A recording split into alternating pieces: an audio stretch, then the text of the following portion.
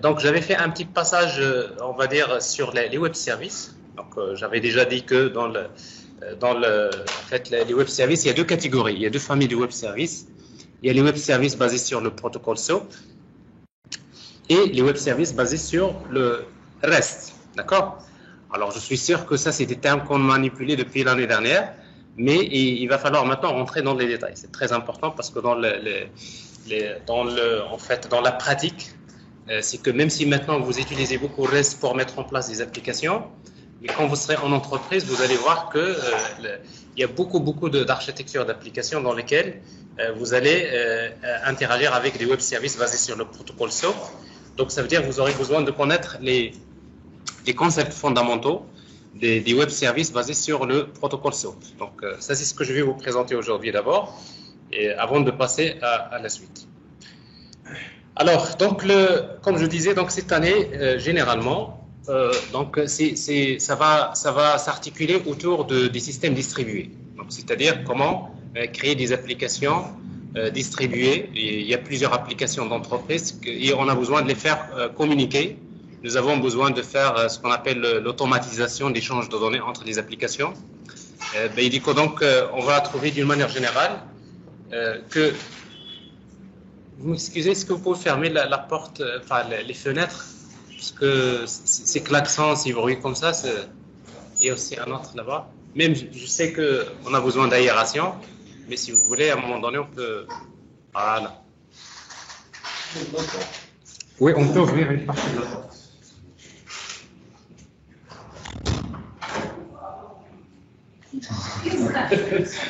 C'est ça le problème. Donc, sinon, vous allez commencer à enregistrer le corps de votre enfant. Le problème n'est pas là. Le problème, c'est qu'après, je vous dis, mais que vous n'avez pas le droit de m'enregistrer. Alors, donc, dans les architectures globalement d'entreprise, d'une manière générale, on peut dire que vous avez une entreprise, par exemple, qui dispose de son propre système de gestion de base de données. Il y a un serveur d'application, il y a l'application elle-même. Et nous avons dit que l'application souvent se compose de plusieurs couches. Il y a la couche métier, la couche DAO, la couche web. Alors ça, c'est quelque chose qu'on peut développer avec une technologie quelconque. Ça peut être du Java, ça peut être de Node.js, ça peut être Python, PHP, etc. Et la même chose, vous avez une autre entreprise qui utilise la même chose, son architecture, avec une autre technologie. Mais il se trouve qu'il y a une entreprise qui travaille avec l'architecture, par exemple J2E. Il y a une autre qui travaille avec .NET, il y a une autre qui utilise par exemple d'autres architectures.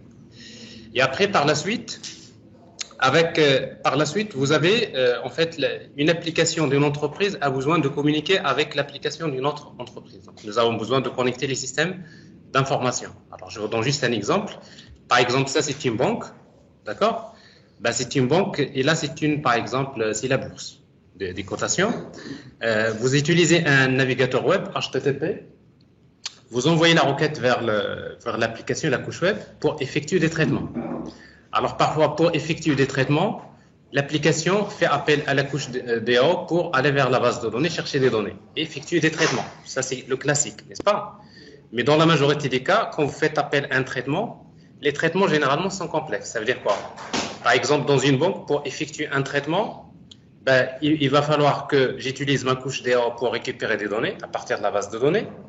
Il va falloir que j'envoie une requête vers un autre système d'information. Par exemple, j'envoie une requête vers une autre application, par exemple, de la bourse des cotations pour récupérer, par exemple, je ne sais pas, le cours de change ou bien la valeur des cotations des entreprises. Et j'envoie une requête toujours dans la même opération de la couche métier, vous voyez.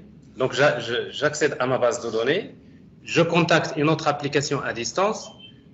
Je contacte la blacklist, par exemple, pour voir est-ce que le client ne figure pas dans une blacklist, parce que ça, c'est quelque chose qui est échangé entre les systèmes d'information. Donc, je récupère les données, je fais le traitement et après, je rends le résultat. N'est-ce pas? Alors, tout ça, c'est la réalité. C'est-à-dire que les applications, généralement, ont besoin de communiquer avec d'autres applications. Alors, ce qui fait que pour permettre aux applications de communiquer à distance, on va utiliser donc ce qu'on appelle les middleware. Donc, j'en ai déjà parlé. Alors, dans les middleware, donc il y a un ensemble de middleware qu'il faudrait connaître et qu'il faudrait utiliser dans les architectures des applications. Alors, d'abord, donc j'avais parlé de RMI, Remote Method Invocation. Alors, RMI, donc, c'est un middleware qui permet de créer des applications orientées objets Java distribuées. Alors, c'est quoi la différence entre une application orientée objet et une application orientée objet distribué? Distribué. La différence, c'est qu'il y a le mot distribué, n'est-ce pas? Alors, ça veut dire quoi? Ça veut dire que une application orientée objet. Une application orientée objet, c'est une application dont l'ensemble des objets se trouve dans la même application. C'est-à-dire dans le même espace mémoire, ça veut dire dans une même machine.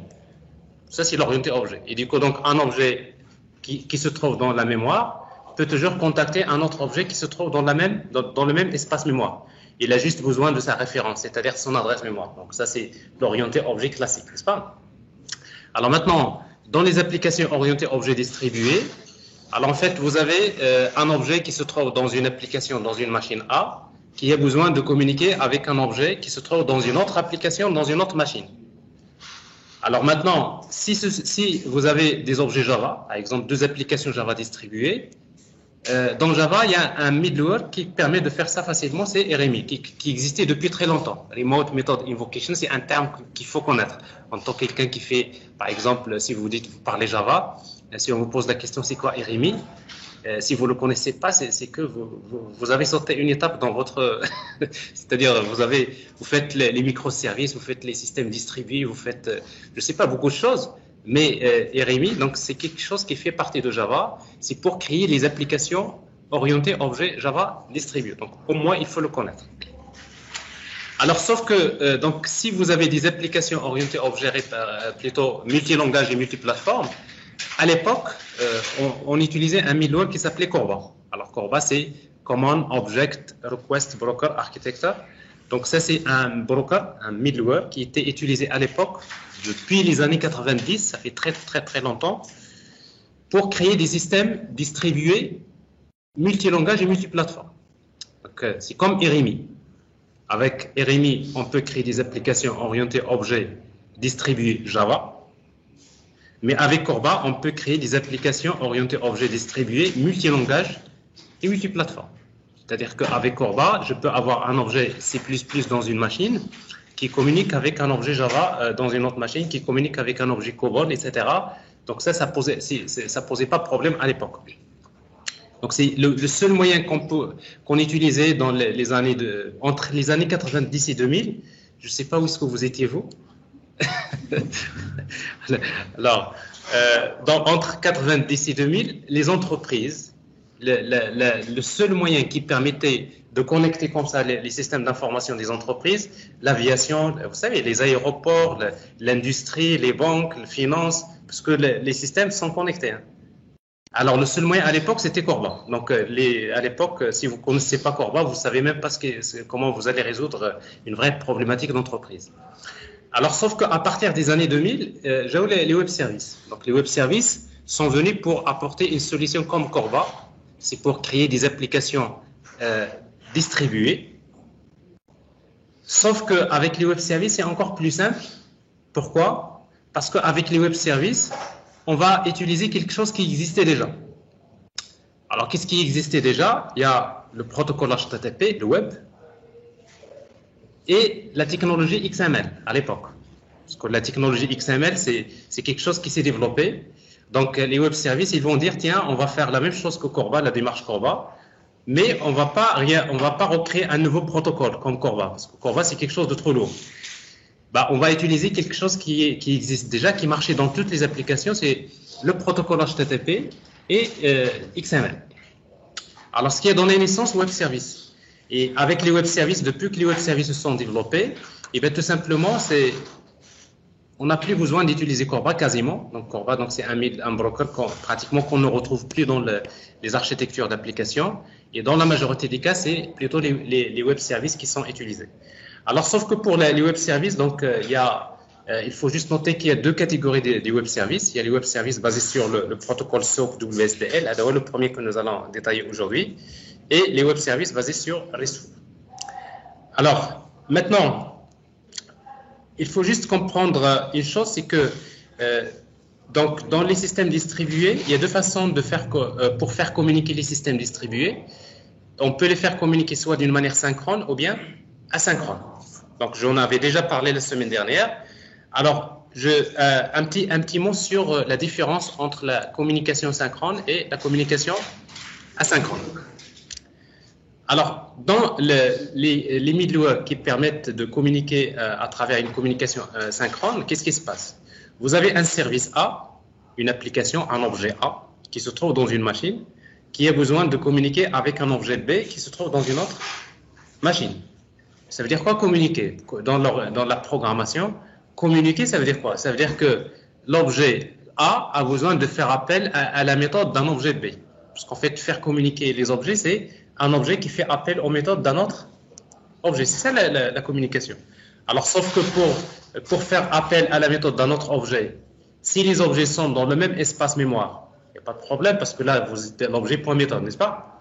Mais si l'objet se trouve quelque part, il va falloir appeler la méthode en envoyant une requête qui va être interprétée par la suite par le serveur pour déclencher le traitement de l'opération. Alors, dans la communication synchrone, oui? Oui? Non, ça je ne parle pas broker, ça viendra dans la communication asynchrone. Alors, on y arrivera. Donc, justement, dans la communication synchrone, qu'est-ce qui se passe? Vous avez, qu'est-ce qu'il va faire l'objet A, le service A, pour communiquer avec le service B? Il doit d'abord établir une connexion vers le service B. Les applications réseau, si vous voulez communiquer avec une application, il faut se connecter. Achetez la connexion. C'est une socket. Généralement, pour se connecter, il faut créer une socket qui vous utilisez le protocole. Si vous utilisez le protocole TCP, donc la connexion, c'est quoi? C'est socket. C'est-à-dire, vous créez une socket qui va établir une connexion avec une autre socket qui se trouve dans l'autre machine. Parce que c'est ça la connexion. Connexion, ça veut dire, c'est une affaire de programmation réseau. D'accord? Si vous utilisez le protocole UDP, en principe, c'est ce qu'on appelle les datagrammes. Mais globalement, quand on établit des connexions, se connecter, ça veut dire que c'est une affaire de protocole réseau. Donc, si vous regardez bien dans le protocole TCP, il y a plusieurs couches, etc. à l'application. Et qu'est-ce que vous trouvez dans la couche application? Vous trouvez l'API socket. Donc, le seul moyen réellement que vous utilisez HTTP, ou la RMI, ou la Corba, ou les web services, ou je ne sais pas quoi, n'importe quel middleware, n'importe quel protocole pour communiquer, tous les protocoles pour communiquer, ils utilisent des sockets.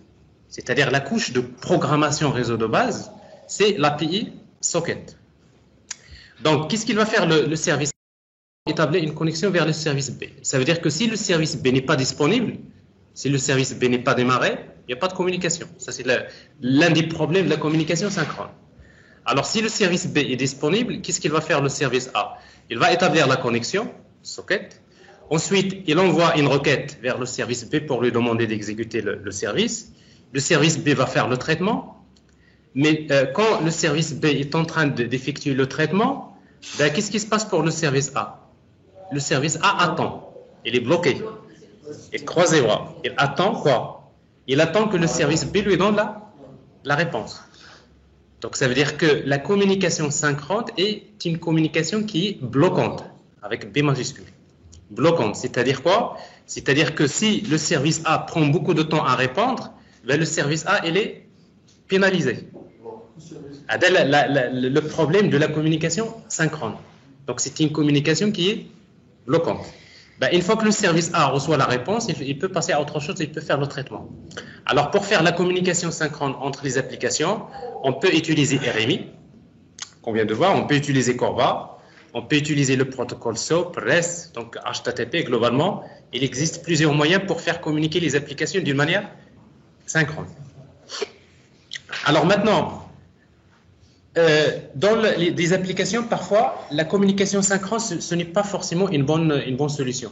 Parce qu'en fait, imaginez que dans une banque, quand vous cliquez sur un bouton, le client, par exemple, va cliquer sur un bouton, il fait appel à la couche web, la couche métier va faire le traitement.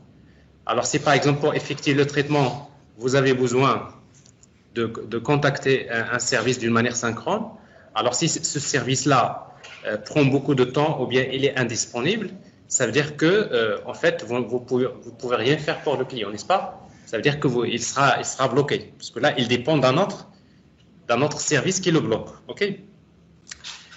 Alors, donc ce qui fait que dans la communication asynchrone, qu'est-ce qui se passe? Alors dans la communication asynchrone, on va essayer de faire communiquer les objets à travers un intermédiaire. Avec l'intermédiaire, c'est ce qu'on appelle le broker. Un broker ou bien un middleware. Le terme middleware, d'ailleurs, le terme middleware, ça veut dire quoi? C'est intermédiaire. Alors, qu'est-ce qui se passe? Alors, dans la communication asynchrone, vous avez un service A qui a besoin de communiquer avec le service B. Alors, qu'est-ce qu'il fait le service A? Le service A, eh bien, tout simplement, il va communiquer avec le service B à travers un serveur, un broker. Alors, parmi les brokers qu'il faut utiliser, que vous allez beaucoup rencontrer, il y a RabbitMQ, ActiveMQ, HornetMQ, Kafka, etc. Il y a plusieurs brokers qu'on peut utiliser dans les applications. Alors, si vous avez un broker comme par exemple RabbitMQ ou bien ActiveMQ, qu'est-ce qui se passe? Le service A, ben, pour communiquer avec le service B, il envoie un message.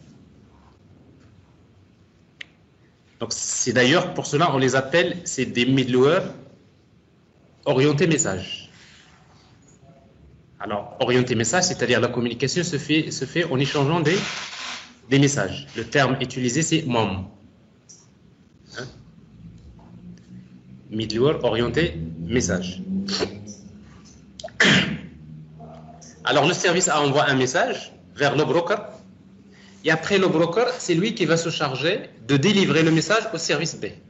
Alors, qu'est-ce qu'il va faire le broker? Le broker, il prend le message. Généralement, quand il reçoit un message, qu'est-ce qu'il trouve dans le message? Ben, il trouve l'expéditeur, celui qui a envoyé le message, le courrier classique. Le destinataire, il sait, il est destiné à qui? Et bien, tout simplement, dans le message, il va regarder, est-ce que le service B, le destinataire, est connecté? Alors, si le destinataire est connecté au moment où il reçoit le message, qu'est-ce qu'il va faire? Il va lui délivrer le message. Ça veut dire que, WhatsApp, quand vous avez l'expéditeur et le destinataire, par exemple, sont connectés en même temps, vous envoyez un message et l'autre, il va le recevoir instantanément. C'est ce qu'on appelle la messagerie instantanée. Donc, quand vous avez ce qu'on appelle le producer, celui qui produit le message, et le consumer, celui qui consomme le message, sont connectés au broker en même temps, ça veut dire qu'ils peuvent communiquer en temps réel. C'est de la messagerie instantanée. Parce que le broker, dès qu'il reçoit le message, il va le fournir. Mais si le service B n'est pas connecté, c'est-à-dire n'est pas connecté au broker, qu'est-ce qui va se passer? Eh bien, tout simplement, le broker, il va utiliser quelque chose qu'il sait bien faire, c'est utiliser ce qu'on appelle des files d'attente. Il dispose de ce qu'on appelle des topics ou bien des queues, des files d'attente, dont il dispose, dans lequel il va placer le message. Il va le conserver jusqu'à ce que le service B soit connecté et il reçoit les messages. Donc, ça veut dire que dans ce cas-là, la consommation se fait d'une manière asynchrone. J'envoie le message et après, par la suite, la consommation peut se faire d'une manière asynchrone. Alors, maintenant, qu'est-ce qui est intéressant dans ce modèle? Ce qui est intéressant dans ce modèle, c'est que quand le service A envoie un message, il n'est pas bloqué. Vous voyez donc l'application A, il veut communiquer avec une autre application, il lui envoie le message. Et dès qu'il envoie le message, il fait un send, mais en même temps, vous savez, quand on fait dans les systèmes de messagerie, qu'est-ce qui se passe? Le broker, il y a ce qu'on appelle des topics. C'est des files d'attente. Donc les files d'attente, quand j'envoie un message, je ne sais pas l'application. Je ne sais pas l'application. Mais le message, je l'envoie dans un topic, dans une boîte à lettres. N'est-ce pas? Donc, le broker, il crée ce qu'on appelle des boîtes à lettres. Donc, vous, quand vous voulez envoyer un message, vous l'envoyez vers cette boîte à lettres, dans ce topic. Et toutes les applications qui ont fait une souscription, toutes les applications qui ont fait une souscription dans cette boîte à lettres, ils vont recevoir le message. Alors, ça veut dire quoi concrètement? Par exemple, si moi, en tant qu'application, si je veux communiquer avec une autre application, qu'est-ce que je fais? Il me faut en fait deux boîtes à lettres, n'est-ce pas? Deux topics. Donc, je vais dire send quand c'est le topic A, n'est-ce pas? Mais pour recevoir, je vais recevoir à partir d'un autre topic qui est B. Léna, quand j'envoie le message au topic A, par exemple à la boîte à lettres A, je devrais faire ce qu'on appelle un subscribe vers le topic B. Alors si je fais subscribe vers B, ça veut dire quoi? Achète subscribe. Subscribe, ça veut dire quoi? Vous dites au broker, voilà, je m'intéresse à tous les messages qui arrivent dans cette boîte à lettres.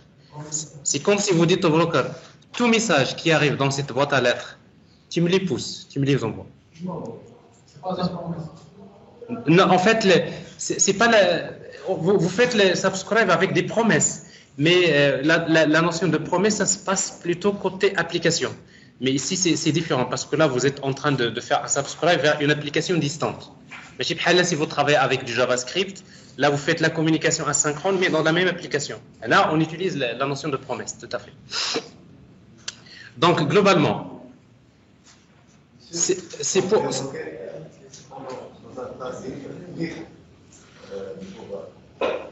Alors maintenant, pour les files d'attente, la gestion des files d'attente,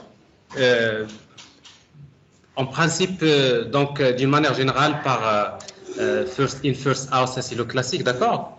Mais après, dans les brokers, vous avez différents types de topics.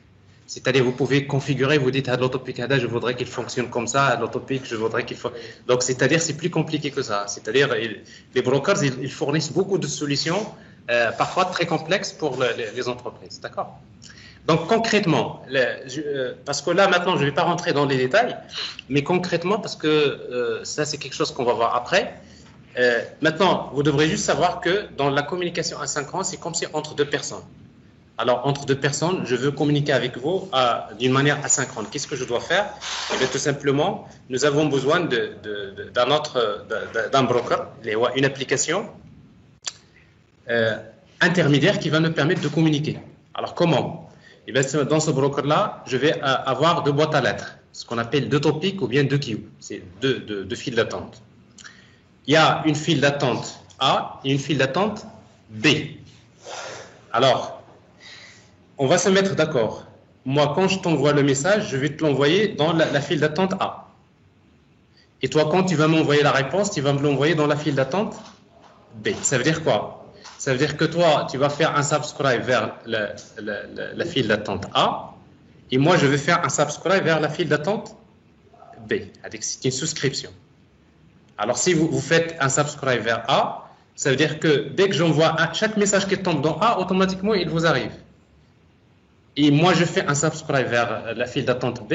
Ça veut dire que chaque message que vous envoyez dans la file d'attente B, je vais le recevoir. Donc, ça veut dire qu'on est en train de communiquer. Alors, c'est comme ça que ça se passe. Avec WhatsApp, vous ne voyez pas ça. Vous ne le voyez pas parce que la réalité, c'est ça. C'est que quand vous faites généralement un abonnement WhatsApp, il vous crée automatiquement un topic qui concerne votre numéro de téléphone. C'est-à-dire, le topic, il est identifié par votre numéro de téléphone. Donc, ça veut dire quoi? Ça veut dire que chaque message, et automatiquement, quand vous lancez votre application WhatsApp, il fait un subscribe vers votre topic. Donc, ça veut dire que chaque utilisateur qui vous envoie un message, en réalité, quand il vous envoie le message, il l'envoie vers le broker WhatsApp, il l'envoie vers un numéro de téléphone. Donc, ça veut dire que dès que ce message-là arrive vers votre topic, qu'est-ce qu'il fait le broker? Il va regarder si vous êtes connecté, il va vous l'envoyer. Si vous n'êtes pas connecté, il va le conserver jusqu'à ce que vous soyez connecté et après, il va vous le fournir. Alors, donc ici, la communication asynchrone, il a l'avantage d'être une communication non bloquante. N'est-ce pas? Est-ce que vous voyez ça? Il n'est pas bloquante parce que j'envoie le message, je fais autre chose. Pourquoi je fais autre chose? Eh bien parce que tout simplement, j'ai d'abord la garantie. Et ça, c'est très important. J'ai la garantie que le message que j'envoie va arriver à destination. Qu'est-ce qui me le garantit? Ouais. Donc, le broker, quand vous l'utilisez, quand vous lui envoyez un message, vous êtes tranquille. À la poste. La lettre, tu la postes, tu pars chez toi. Parce que tu as quoi? Tu as la garantie que la poste va s'occuper du processus de délivrer le message. C'est la même chose.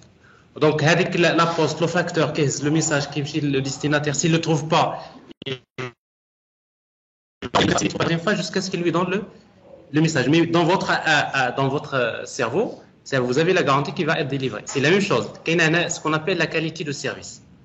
C'est-à-dire vous avez la garantie que le message que vous envoyez à travers un broker arrivera à destination. S'il y a un problème de connexion réseau, il va réessayer.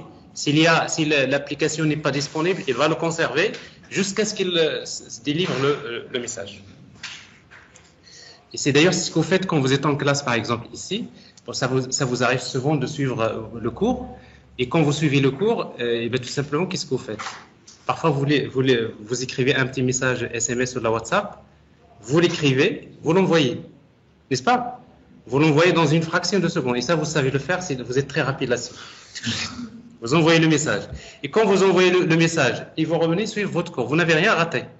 Ça veut dire que vous n'êtes pas bloqué, n'est-ce pas? Donc vous envoyez le message, mais en même temps, vous suivez votre cours. Mais pourquoi quand vous envoyez le message, vous n'êtes pas bloqué?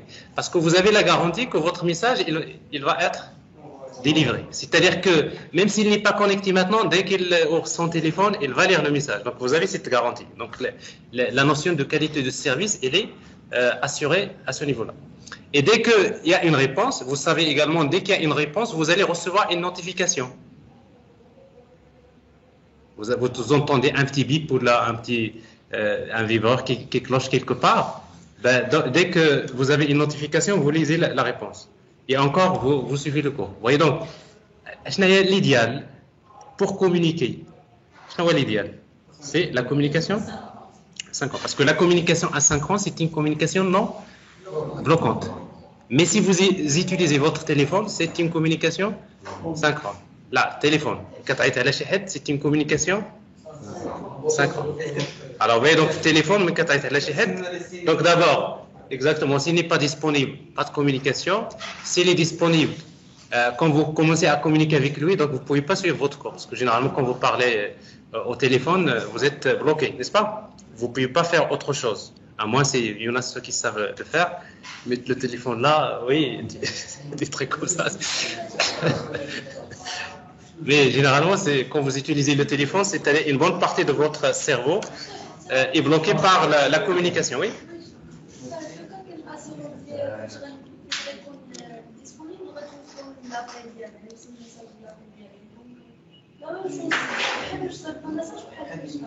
Là, c'est différent, hein, parce qu'en fait, le téléphone, c'est que tu vas appeler. D'ailleurs, ça vous arrive, une chose, c'est que parfois vous voulez communiquer avec quelqu'un. Vous prenez votre téléphone, vous composez. Vous composez, et après, si la personne n'est pas disponible, donc il n'y a pas de communication. Vous allez encore réessayer. Donc, en réalité, vous essayez de contacter la personne, ça veut dire que vous êtes bloqué. Est-ce que vous pouvez faire autre chose? Parce que là, vous êtes bloqué. D'accord? Donc, tant qu'il n'est pas là, il n'y a pas de communication. Tant qu'il n'est pas là, vous ne pouvez pas lui envoyer le message. D'accord? Donc, mais par contre, d'ailleurs, ça c'est important. Bon, là, je vais passer à la suite. C'est que il y a des personnes qui ne savent pas communiquer d'une manière asynchrone. Et ça, c'est une mauvaise habitude. Parce que la communication asynchrone, il y en a ceux qui, par exemple, qui prennent le téléphone, qui commencent à appeler quelqu'un. Tu l'appelles la première fois, il ne répond pas. 5 minutes après, je l'appelle, il ne répond pas. 5 minutes après, je l'appelle, il répond. 5 minutes après. Vous voyez, donc, vous avez passé 20 minutes ou 25 minutes, vous êtes bloqué, vous faites presque rien. Même si vous voulez faire autre chose, peut-être tu as un message urgent à lui transmettre, mais en réalité, quand vous sonnez pas la personne, qu'est-ce que vous faites? Vous envoyez un message, vous l'envoyez le message et vous faites autre chose. Et bien tout simplement, la même chose pour les applications distribuées. Alors les applications distribuées, ils ont la possibilité de communiquer soit d'une manière synchrone ou bien d'une manière asynchrone. Alors maintenant, pour faire la communication asynchrone, J2E, il y a une spécification qui s'appelle GMS. GMS, Java Message Service. Donc rappelez-vous, donc J2E, donc on avait une spécification qui s'appelait GPA, n'est-ce pas? On va parler de l'aspect JAX-WS pour les web services, etc. Mais GMS, c'est une spécification qui fait partie de l'architecture J2E et qui permet de faire la communication asynchrone entre les applications. Mais également, on peut utiliser d'autres protocoles qui ont été créés. En fait, GMS, c'était Depuis la version 1.3 de l'architecture J2E, donc il fait partie des specs, ce qui fait depuis très longtemps les entreprises utilisaient donc des brokers. Donc les entreprises ont besoin d'utiliser des brokers J2E comme ActiveMQ, comme HornetMQ, etc. Pour faire la communication asynchrone en utilisant GMS. Après, il y avait des solutions qui sont encore beaucoup plus performantes. Il y avait des protocoles qui étaient créés, notamment il y a les protocoles AMQP. En fait, le protocole AMQP, c'est un protocole qui a été créé principalement pour faire la communication asynchrone. Donc, il a été programmé dans le natif. AMQP, c'est un protocole qui a été programmé, c'est pour faire la communication asynchrone. Et après, il y a des protocoles comme STAMP, MQTT, c'est la même chose. Regardez les protocoles que vous voyez là. Donc, c'est des protocoles qui sont utilisés pour échanger des messages entre les applications d'une manière asynchrone en utilisant quoi? Un broker, simplement. Et en fait, le premier broker en fait, l'un des brokers qui sont très très célèbres depuis maintenant presque 8 ans, là, une dizaine d'années, c'est 8 ans à peu près, c'est RabbitMQ. Donc, RabbitMQ, c'est un broker qui a été créé d'origine par une banque américaine qui s'appelle JP Morgan. En fait, JP Morgan, je crois que vous allez entendre parler de ce mot-là. C'est une banque américaine qui l'avait développé en interne pour ses besoins de la banque. C'est une grande banque américaine pour échanger des messages entre les applications. Et après, d'ailleurs, RabbitMQ, il a été développé avec un langage de programmation qui s'appelle Erlang. Ça, c'est un langage un peu bizarre dans lequel syntaxiquement c'est assez complexe. Donc, il a été développé avec ce langage de programmation. Une fois que le broker a été créé, ils ont constaté qu'avec le broker, il est beaucoup plus performant que ce qui est offert par les serveurs d'application J2E. Parce que nous avons un serveur d'application J2E بحال Glassfish, par exemple. On a un serveur d'application comme JBoss. C'est des serveurs d'application. Ou bien IBM WebSphere, par exemple. C'est des serveurs d'application. À l'époque, chaque serveur d'application J2E doit offrir un broker. Donc, quand vous démarrez en Glassfish, vous devrez savoir que vous démarrez dans Glassfish, il y a un broker GMS. Quand vous démarrez WebSphere, vous démarrez un broker GMS fourni par WebSphere. Donc, si vous voulez, avec RabbitMQ, c'est un broker qui est beaucoup plus performant que les brokers qui sont offerts par les serveurs d'application. Donc, ce qui fait que, donc là, pratiquement le plus utilisé, mais tout récemment, il y a en fait Kafka Broker, qui est un broker qui est encore beaucoup plus performant. Alors, quand le nombre de messages échangés des applications devient très très très important, c'est-à-dire vous êtes dans le contexte du big data, c'est-à-dire il y a beaucoup de messages à transmettre. Alors Kafka Broker, c'est le plus performant. Donc, c'est-à-dire aujourd'hui, si vous cherchez le broker le plus puissant pour les applications d'entreprise, vous allez choisir Kafka. Kafka, c'est le plus performant, mais vous trouverez RabbitMQ ou la ActiveMQ, etc. dans les architectures des applications. Et après, on aura l'occasion donc de voir, parce que tout ça, on va le voir. On aura l'occasion de voir quand on va travailler avec Kafka Broker, on va voir comment ça se fait que Kafka fournit un modèle plus performant, pour quelles raisons, etc. Donc, ça, on aura l'occasion de discuter de cela. Voilà, alors ça c'est maintenant une petite introduction si vous voulez, ça c'est sur les systèmes distribués d'une manière générale. Alors maintenant, ce qui nous intéresse c'est la partie web service d'abord. Donc on va s'intéresser aux web services parce qu'on va beaucoup les utiliser dans les applications. Donc on peut dire que les web services c'est quoi? Les web services c'est des composants web basés sur deux choses. C'est HTTP. C'est-à-dire les web services, ils vont réutiliser quelque chose qui existait déjà, le protocole HTTP, parce que toutes les applications, quels que soient les langages, sont capables d'envoyer des requêtes HTTP. C'est un premier point. Le deuxième, c'est que au début, avant même les années 2000, la technologie XML s'est développée. Quand on dit XML, les schémas XML, XSD, les DTD, XQuery, XPath, il y a beaucoup de choses dans XML. Il y a des parseurs XML qui existaient déjà, etc. Donc, il y avait beaucoup de choses dans la technologie XML. Donc, ça veut dire que les web services, ils vont exploiter ça. Ils vont dire, tiens, on va utiliser quelque chose que toutes les applications savent manipuler, les HTTP ou XML, et on va les utiliser pour pouvoir faire communiquer les systèmes distribués. Et bien, tout simplement, c'est ce qui est passé. Donc, les web services donc, permettent aux applications de dialoguer d'une manière distribuée à travers les réseaux, indépendamment du langage de programmation et de la plateforme d'exécution. C'est-à-dire qu'avec les web services, je peux créer un objet Java qui communique avec un objet C++, un objet C#, etc. Donc, en utilisant donc, la notion du web service. Alors, comme je viens de le dire tout à l'heure, donc les web services s'inscrivent dans la continuité de Corba. C'est-à-dire, avant les web services, le seul moyen qui permettait de faire communiquer les systèmes répartis hétérogènes was Corba. Mais au moment de la création du web service, ben, tout simplement, donc les web services, c'est une alternative à Corba, si vous voulez. C'est une solution qui donne une solution alternative à Corba. Et du coup, donc Corba, c'était un broker très ancien qui n'est plus utilisé dans les architectures d'application. Alors, c'est quoi l'idée du web service?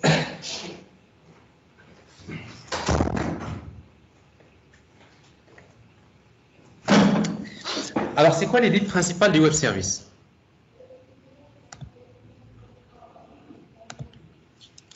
Alors, l'idée principale du web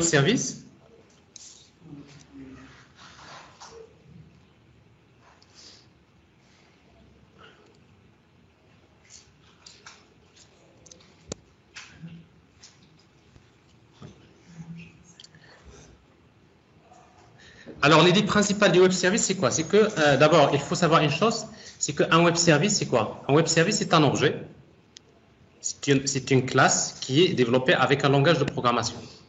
Alors, par exemple, ici, donc, vous voyez le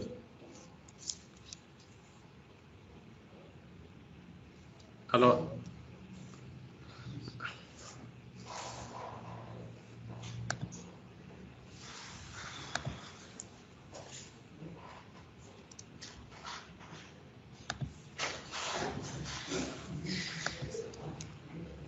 voilà. Alors ici donc vous voyez donc un web service, donc c'est une classe. Par exemple ici j'ai un web service qui s'appelle bank service. Bon, bank service c'est quoi? C'est une classe que vous créez dans un langage de programmation. Alors cette classe là contient des méthodes. Par exemple ici j'ai un web service qui s'appelle bank service que je vais créer, dans lequel j'ai une méthode conversion qui permet par exemple de convertir un montant de l'euro en dirham. C'est-à-dire, je lui donne un montant en euros, il le convertit en dirham. J'ai une méthode qui permet de consulter un compte et j'ai une méthode qui permet de consulter une liste de comptes. Donc, un web service dans la base, c'est un objet. C'est une classe que vous créez avec un langage de programmation. Mais sa particularité, c'est que d'abord, il faut le déployer dans un serveur HTTP. Parce que pour communiquer avec un web service, il faudrait envoyer une requête HTTP, n'est-ce pas? Ça veut dire qu'il faut le démarrer dans un serveur HTTP. Et pour faire appel aux méthodes du web service, par exemple, je veux appeler la méthode conversion du web service, qu'est-ce qu'il faut faire? Ben, un client, une application cliente, qui peut être programmée avec un autre langage de programmation, PHP, .NET, Java, etc. Qu'est-ce qu'il va faire? Il a juste besoin d'envoyer une requête HTTP. Donc, j'envoie une requête HTTP. Mais vous savez que dans une requête HTTP, il y a deux parties. Il y a ce qu'on appelle les headers, les entêtes, et le corps. Et bien, qu'est-ce qu'on va faire avec les web services? Il suffit d'envoyer une requête HTTP dont le corps contient un message XML. Ouais, donc vous envoyez une requête HTTP, mais le corps de la requête HTTP contient un message XML. Ouais, le message XML, il a un format standard. Bon, on trouve toujours la balise enveloppe. Ben, il y a header. Bon, généralement, c'est un élément qui est vide. Après, on trouve body, le message XML. Et à l'intérieur de body, regardez, vous trouvez une information importante. Conversion. Cette conversion. Exactement. Cette conversion, il y a le nom de la méthode que je voudrais appeler. C'est-à-dire, j'envoie un message pour demander au web service d'exécuter une méthode qui s'appelle conversion. Mais vous savez que pour appeler la méthode conversion, j'ai besoin de lui transmettre le montant. OK? Alors maintenant, c'est pour cela, entre conversion et slash conversion, vous voyez ici, montant égal à 12. Alors vous voyez donc ici, vous voyez un message XML qui est envoyé dans une requête HTTP. Alors ce message, quand vous envoyez cette requête, il va être reçu par le serveur web HTTP. Et quand il reçoit la requête HTTP, côté serveur web, nous avons besoin d'une librairie. Côté serveur, nous avons besoin d'une librairie qui est capable d'analyser ce message. Alors, dans le cas des applications, dans les applications J2E, on utilise une spécification. C'est une spec, une API. Rappelez-vous, on a parlé de l'API GPA, n'est-ce pas? GPA, c'est une spec pour le mapping objet relationnel. Alors maintenant, Java J2E, vous avez une autre spécification qui s'appelle JAX-WS. Donc JAX-WS, c'est une spécification qui permet, bon, c'est une librairie si vous voulez, que vous allez trouver dans votre application. Qu'est-ce qu'il va faire? Quand il va recevoir le message, il va l'analyser. Qu'est-ce qu'il va comprendre? Il va comprendre qu'il faut exécuter une méthode qui s'appelle conversion. Donc qu'est-ce qu'il fait? Il appelle la méthode conversion. La méthode conversion, il va lui transmettre le message. Il récupère le résultat. Et après, il va envoyer la réponse au client. Mais la réponse, ça va être également, c'est quoi? C'est une réponse HTTP dont le corps contient un message XML. Mais qu'est-ce qu'il y a dans ce message XML? Il y a enveloppe, body, conversion, response, et vous avez return. Alors, la partie la plus importante dans la réponse, cette réponse-là, c'est quoi? C'est ce qu'il y a entre return et slash return. Vous voyez ici, donc, le résultat, c'est 132. Alors maintenant, le client, la même chose. Si c'est du PHP, vous avez besoin d'utiliser une librairie qui est capable d'analyser ce message. Donc si vous utilisez la bonne librairie, vous allez lire ce message, il va vous récupérer la valeur qui se trouve entre return et slash return. C'est-à-dire l'idée principale du web service. L'idée principale du web service, c'est-à-dire, je suis en train de faire dialoguer deux applications distribuées. Parce que c'est une application qui parle à une autre application. Il y a faire dialoguer les applications. Je suis en train de faire dialoguer des applications distribuées à travers le réseau en échangeant des messages. Voilà, donc les messages, c'est des messages XML, au format XML. Le format XML, là, le message XML, c'est un standard. Il doit avoir le format bien précis. Donc, le message XML, c'est ce qu'on appelle un message SOAP. Alors, SOAP, ça veut dire Simple Object Access Protocol. Simple Object Access Protocol. Donc, ça, c'est ce qu'on appelle une requête SOAP. Et c'est une requête SOAP Request. Et celui-là, c'est ce qu'on appelle la requête. Alors, c'est pas REST, c'est toujours SOAP. Response.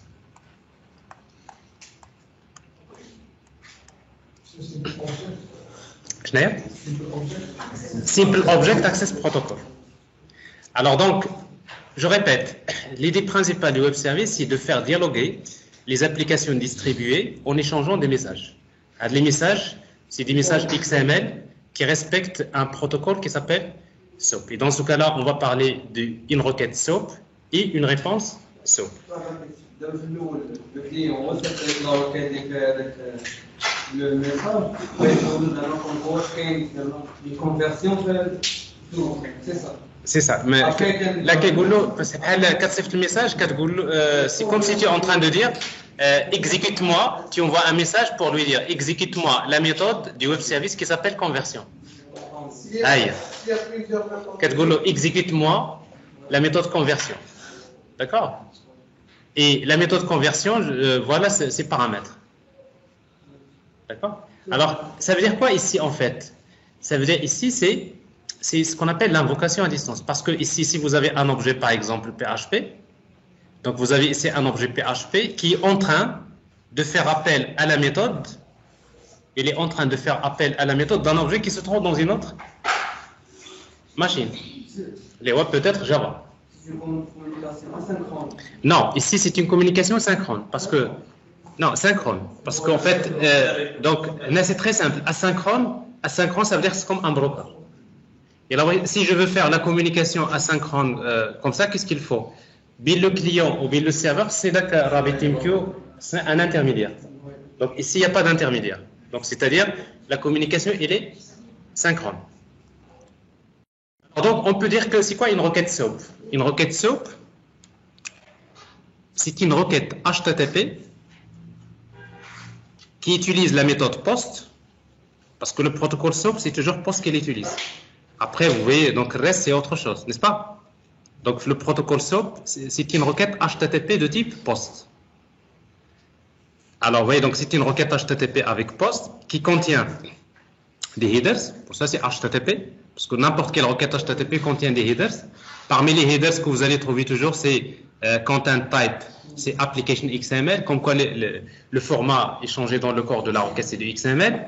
Et le accept application XML, ça veut dire que j'attends le résultat au format XML. De toute façon, ça veut dire moi j'envoie les XML, mais j'attends également XML.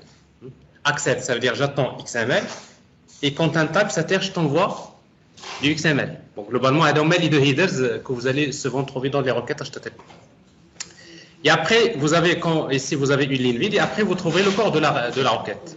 Et dans le corps de la requête, c'est là où vous allez trouver donc le message XML qui contient le nom de l'opération et les paramètres de l'opération. Donc on peut dire qu'une requête SOAP, c'est une requête HTTP dont le corps contient un message XML qui contient le nom de l'opération à exécuter et les paramètres de l'opération. Et c'est quoi une réponse SOAP? C'est la même chose. Une réponse SOAP, c'est une réponse HTTP. C'est une réponse HTTP. Vous voyez, donc il y a toujours ça. HTTP, c'est quoi ça? C'est status code, n'est-ce pas? Après, vous trouverez les headers, etc., etc. Et après, vous trouvez le corps de la réponse.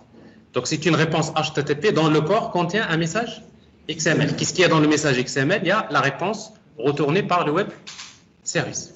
Alors, donc, mais en réalité, les web services, pour utiliser les web services, donc il y a trois concepts fondamentaux.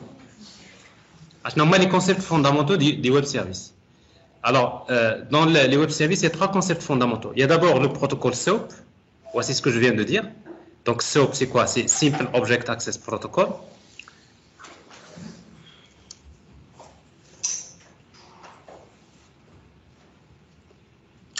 Donc, c'est Simple Object Access Protocol. Donc, le protocole SOAP, donc c'est un message, c'est un protocole qui permet d'échanger des messages XML entre les applications. Donc, c'est ce que je viens de dire tout à l'heure. Donc, mais ce message XML, avec le message que j'échange entre les applications, il est transporté par un protocole. Donc, c'est un protocole qui permet de transporter le message. D'accord? Donc, le protocole qui est utilisé, c'est le protocole HTTP. Donc, c'est échanger des messages XML transportés via le protocole HTTP. Mais la question qui se pose, est-ce qu'on est obligé d'utiliser HTTP pour transporter avec les messages XML? Non. Je peux utiliser un autre protocole. Mais à 98%, c'est le protocole HTTP qui est utilisé pour transporter ce message. Parce que la réalité, le dialogue entre les applications se fait via le message XML. Mais le message XML, pour le transmettre, il faut l'envelopper dans HTTP. Donc, on va dire qu'il est transporté par le protocole HTTP. Alors, ça, c'est le premier concept fondamental. Le deuxième concept fondamental, c'est ce qu'on appelle le WSDL. Oui?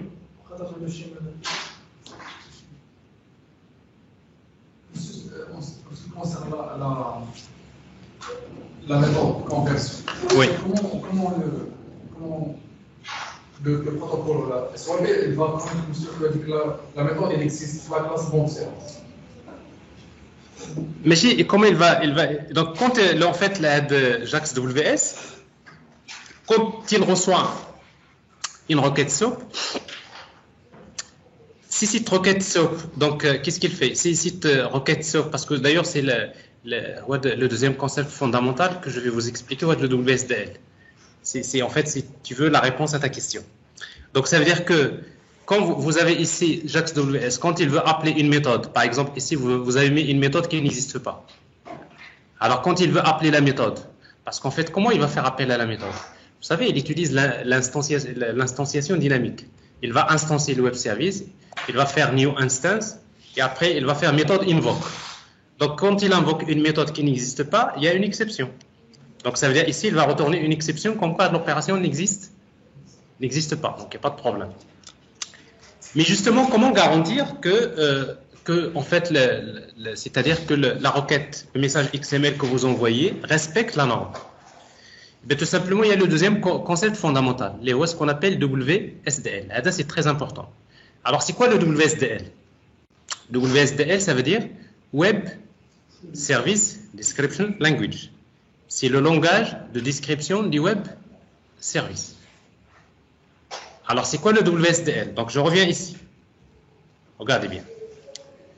Alors maintenant, pour que le client puisse faire appel à la méthode, aux méthodes du web service, le client a besoin de quoi? Il a besoin de connaître l'interface du web service. Il a besoin de connaître la description du web service. Il a besoin de connaître quoi? Il a besoin de connaître le nom du web service.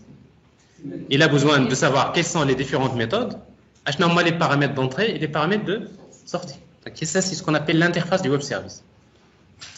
Alors maintenant, pour faire la description de l'interface d'un web service, on utilise un fichier XML également. Le fichier XML, c'est ce qu'on appelle le WSDL. Donc, c'est quoi le WSDL? Le WSDL, c'est un document XML qui permet la description de l'interface du web service. C'est un document XML dans lequel on va trouver quoi? On va trouver comment s'appelle le web service, son adresse, HTTP, mais surtout on va trouver quelles sont les différentes méthodes et pour chaque méthode, quels sont les inputs et les outputs. Quels sont les paramètres d'entrée, quels sont les paramètres de sortie. Donc ça c'est le WSDL. Alors on va voir par la suite que le WSDL c'est le serveur qui le génère. Après on va voir comment. Est-ce que c'est clair? Donc le WSDL c'est un document XML qui permet de faire la description de l'interface du web service. C'est un document XML dans lequel on trouve les noms des opérations et pour chaque opération quels sont les paramètres d'entrée et les paramètres de sortie. Alors maintenant, le troisième concept fondamental, c'est UDDI. Alors UDDI, donc c'est quoi en fait? C'est la notion des annuaires. Alors regardez bien l'architecture ici. Vous avez ici un serveur HTTP qui contient un web service. Et vous avez un client qui a besoin de consommer le web service. Vous avez une troisième composante qu'on appelle les annuaires, UDDI. TAWS, c'est un web service. UDDI, TAWS, c'est un web service. C'est quoi le rôle de ça? Regardez bien. Alors, quand dans les architectures orientées services, c'est-à-dire vous avez plusieurs entreprises, il y a les banques, les assurances, je sais pas, l'aéroport, plein d'entreprises qui ont besoin de connecter leur système d'information. Donc, ça veut dire quoi connecter leur système d'information? Là, je te dis, voilà, moi je crée un web service, tu peux le consommer. Et toi, tu crées un web service, l'autre peut le consommer. Et lui, il va créer un web service et moi, je vais le consommer. C'est-à-dire, finalement, il y a une entreprise qui crée un web service, mais il y a un autre client qui a besoin de le consommer. Alors maintenant, qu'est-ce qui se passe dans les architectures orientées services? Quand on va démarrer, quand on va déployer un web service, généralement, qu'est-ce qu'on fait? L'application, plutôt le web service, il faut l'enregistrer dans un annuaire. L'annuaire UDDI. Alors, ça veut dire quoi, l'enregistrer dans l'annuaire? C'est tout simplement dire, voilà, j'ai un web service qui s'appelle X, qui se trouve dans, voilà l'adresse du web service, c'est-à-dire l'adresse Parce qu'au fait, l'adresse d'un web service, c'est HTTP, le nom de domaine, // c'est une adresse HTTP. Donc ici, l'adresse du web service, on va l'enregistrer l'annuaire avec quelques mots-clés. Comme quoi, c'est un service qui permet d'offrir à moi les services qu'ils offrent, etc. Et c'est le client, un client, maintenant qui veut consommer le web service. Alors si le client dispose de l'adresse du web service, c'est-à-dire si vous connaissez l'adresse du web service, HTTP, le nom de domaine, //. Si vous la connaissez, vous n'avez pas besoin de l'annuaire. On est bien d'accord. Si vous connaissez l'adresse, vous pouvez directement communiquer avec le web service. Mais si vous ne connaissez pas l'adresse, qu'est-ce qui va se passer? La première des choses que vous allez faire, vous allez vous connecter à l'annuaire pour chercher l'adresse du web service, ce qu'on appelle le discovering. C'est-à-dire que vous avez besoin de découvrir l'adresse du web service. Par exemple, vous créez une application et dans votre application, vous voulez afficher la température dans une ville. D'accord? Alors, vous savez, pour afficher la température dans une ville, il va falloir faire appel à un web service. Avec le web service, vous ne savez pas où est-ce qu'il se trouve. Alors, si vous connaissez l'adresse du web service, vous pouvez envoyer la requête. Mais si vous ne la connaissez pas, ben, tout simplement, vous envoyez une requête vers un annuaire spécifiquement. Vous lui dites, par exemple, je veux les web services qui permettent de donner la température. Et l'annuaire, il va vous donner la liste des web services. Il va vous donner la liste des web services que vous pouvez utiliser. Bon, l'annuaire, il est fait pour ça. C'est d'un côté pour publier le web service et de l'autre côté, c'est pour le découvrir. OK? Ce qu'on appelle register, discover. Là, j'enregistre le web service et là, je vais le découvrir. Alors maintenant, jusque-là, je connais l'adresse du web service. Le client connaît l'adresse du web service. Qu'est-ce qu'il lui faut maintenant? Alors, je connais l'adresse. Mais pour consommer le web service, j'ai besoin de connaître les méthodes et que pour chaque méthode, quels sont les paramètres d'entrée et les paramètres de sortie. Mais qu'est-ce qui va me donner ça? WSDL. Donc, qu'est-ce qu'il va faire maintenant le client? Il envoie une requête HTTP, GET, vers le serveur pour lui demander, donne-moi le WSDL. C'est comme si, donne-moi ta description. Alors, qu'est-ce qu'il va faire le serveur? Il va lui envoyer une réponse HTTP qui contient un document XML. Donc, avec le document XML, c'est ce qu'on appelle tout simplement le WSDL. Avec le WSDL, c'est ce qu'on appelle également un contrat d'échange de données. Et là, c'est un contrat d'échange de données. C'est parce qu'avec le WSDL, c'est là on va trouver comment s'appellent les méthodes, les paramètres qu'il faut envoyer, ils sont de quel type. Voilà la réponse que je vais te donner. C'est-à-dire, avec quoi le contrat qu'il faut respecter. Parce que si tu ne respectes pas avec le format qui se trouve dans le WSDL, tu ne peux pas consommer le web service. C'est ce qu'on appelle le contrat d'échange de données. Et on va voir tout à l'heure que pour le WSDL, vous savez, pour déclarer, par exemple, que le paramètre A il est de type DAD, ou là il est de type date, ou là c'est un compte, alors comment on va faire ça dans XML? Ben, sachez que dans XML, il y a quelque chose qui s'appelle les schémas XML. XSD. XML Schema Document. Donc, je suppose que vous l'avez déjà vu quelque part dans votre cursus. Donc, dans la technologie XML, avec les schémas XML, on peut déclarer la structure d'un document XML. Donc, ça veut dire que dans WSDL, on va utiliser encore les schémas XML, XSD, c'est pour faire la description de l'interface d'un web service. Comment? Exactement, il faut se mettre d'accord sur le format des données qu'on va échanger. C'est pour la forme JSON. Alors, ça on y arrivera. Alors, pour JSON, c'est différent. Parce que dans JSON, il n'y a pas quelque chose équivalent au WSDL. Dans les restes, il n'y a pas de WSDL. Mais après, vous allez voir qu'avec WSDL, les web services, globalement, ça donne, c'est-à-dire, ça facilite beaucoup l'échange de données entre les applications. Alors, pour les applications web mobiles que vous voyez d'ailleurs, parfois, si vous voulez consommer un web service, qu'est-ce que vous faites? كتعيط وكتشوف بعينيك كتقول هنايا خاص واحد لاتريبي دونك خصني نكتب هنا لاتريبي. Ça c'est dans le reste, il y a pas quelque chose de... Mais avec WSDL, vous allez voir, vous n'avez pas besoin de regarder en quelque sorte. Ton application, il peut récupérer les données directement. Mais après, on parlera des avantages et des inconvénients de tout ça. Donc, maintenant, on est arrivé à l'étape suivante, c'est-à-dire que le client dispose de quoi? De WSDL. SDL. Donc, ça veut dire que si vous avez déjà le WSDL du web service, vous n'avez pas besoin de le demander, parce que le WSD, c'est un fichier. Mais si vous ne l'avez pas, vous le demandez, vous le récupérez. Alors maintenant, le client dispose du WSDL, ça veut dire qu'il connaît l'interface du web service. Qu'est-ce qui reste maintenant? Le plus important, SOAP.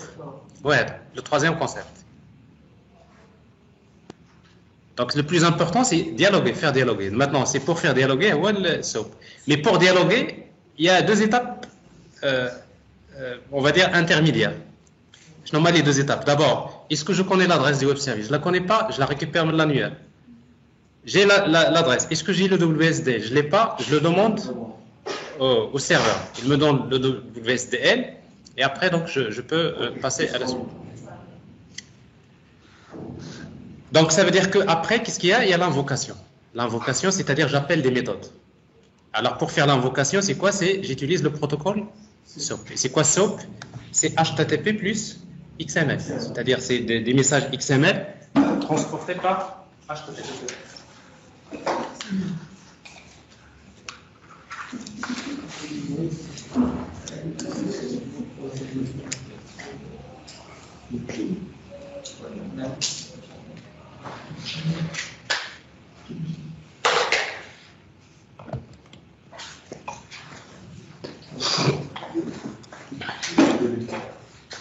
Voilà, alors donc si vous voulez, donc, ce slide-là, il résume ce qu'on appelle les concepts fondamentaux du web service. Il y a trois concepts: SOAP, WSDL, UDDI. Alors maintenant, on va passer à la pratique. Donc ça, c'est les concepts. Donc c'est pas compliqué, mais c'est très important de comprendre la logique du web service.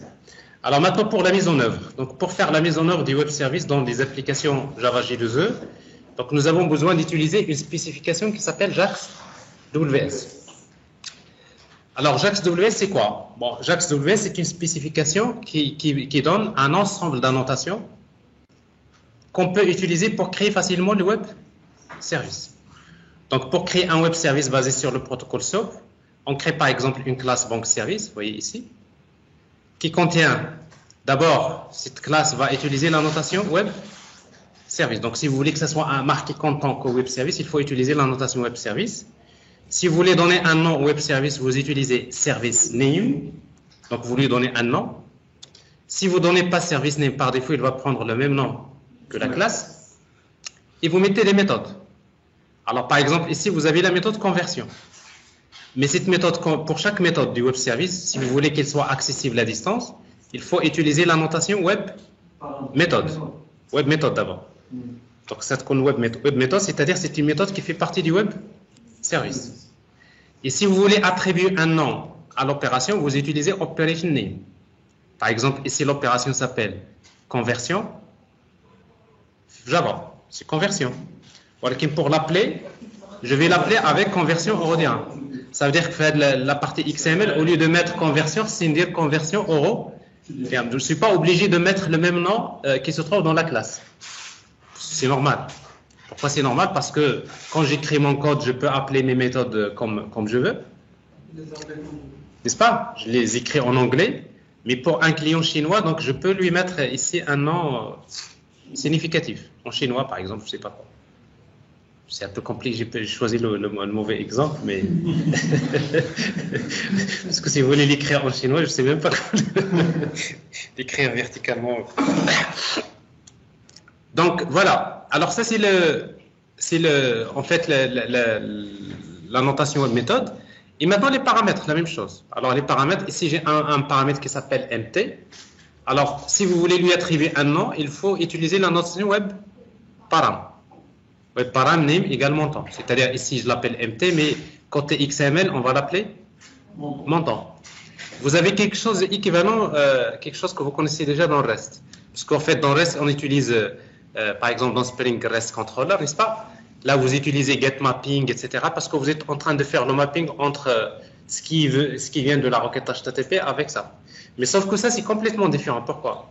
Parce que ici, on va se baser uniquement sur ce qui vient dans le corps de la requête. Les WAS, c'est du XML. Alors, si vous voulez, pour vous montrer, donc, c'est pour créer un web service, c'est très simple. Créer une classe Java avec, il y a trois annotations de base. web service, web méthode, web para. Alors, moi, les annotations de base. Mais après, on va voir, il y a d'autres annotations qu'on va utiliser. Alors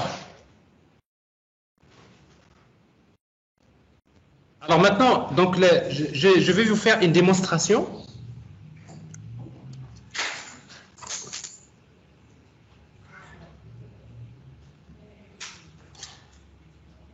Alors, la démo qu'on va faire, sans doute, je pense après la pause.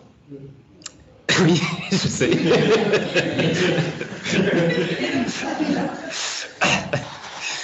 Alors, la démonstration qu'on va faire, c'est une application Java très, très simple. Donc, on va créer un projet Java.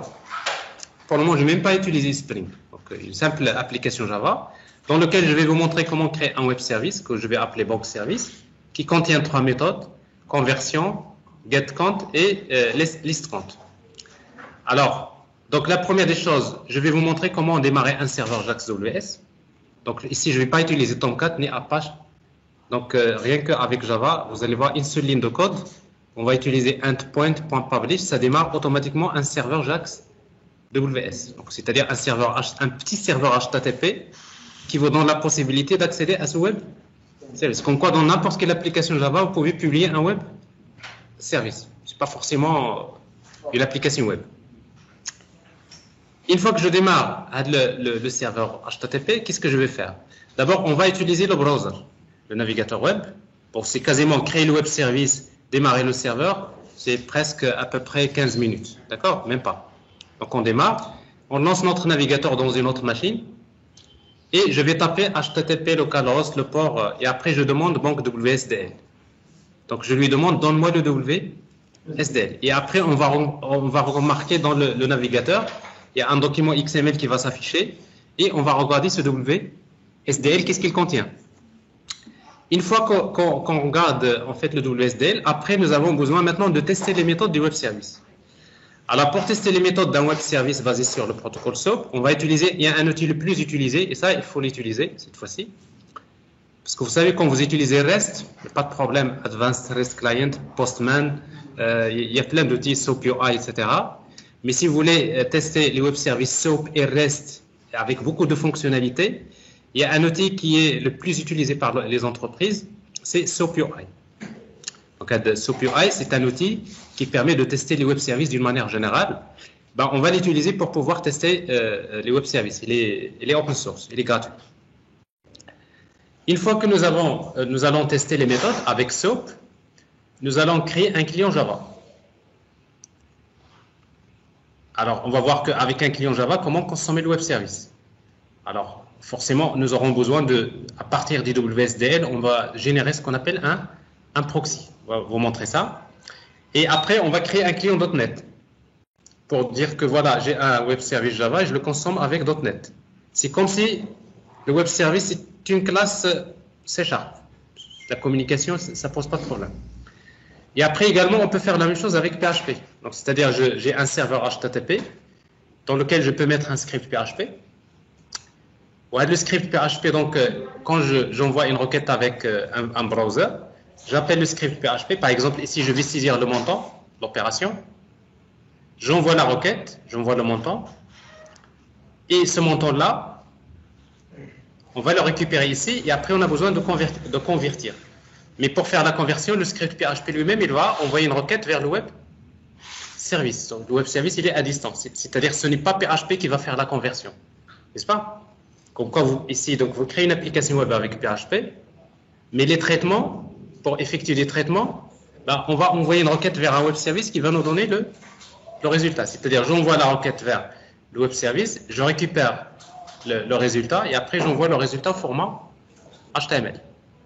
Donc ça, c'est un use case très simple, une application plutôt Java, plutôt une application basique distribuée, basée complètement sur les web services.